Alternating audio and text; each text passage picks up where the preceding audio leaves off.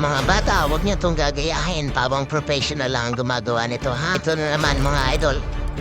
Panoorin natin to. May isa na namang gumawa ng content na ahas ang ginamit niya. Ito, huwag niyo yung gagayahin to, yung mga hindi sanay. At baka tayo, katulad dito na mapahamak. Panoorin natin to, mga idol. Sa kasabiang palad. Nakagat siya ng wahas. Panoorin natin to. So, panoorin natin, mga idol. Ayan. Uhulihin.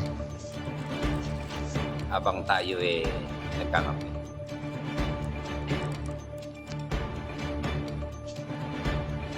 Yan, nilinis muna yung paligid. Ito 100% content lang ito. Kasi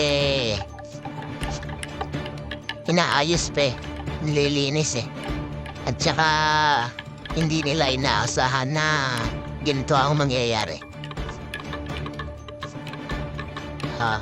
Ikinontent to na totoo. Pero habang muulihin nila, yun content na rin nila. Ayan. Panoorin natin, mga idol. Ginawang content pero medyo pangit ang kinalabasan. Kasi ayan ginalit niya Tapos ginagalit niya ng todo.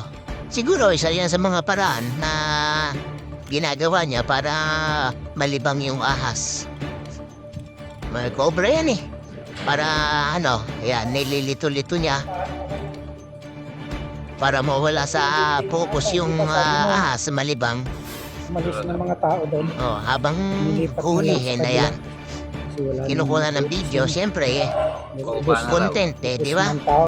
Ayan. Kaya nga lang, medyo pangit yata ang naging content nila.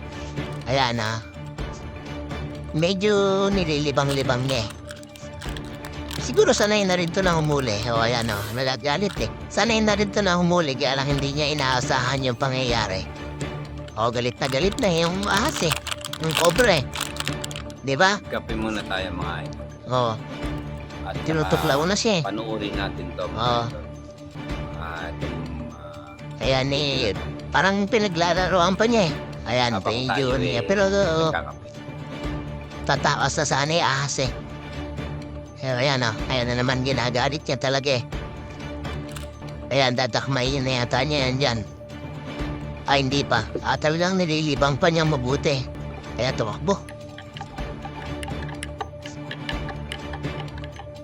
Ayan. Galit na yung ahas. Pero hindi na siya, effective naman, hindi na siya nakadikit na halos yung tuhod ng huli Kung yan talagang nawala na rin sa yung ahas yan na, di ba?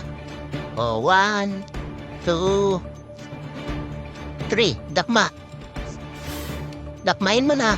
Ayan, ayun, ginagat. Yun lang ang malupit doon. Tapos sabay takas yung ahas.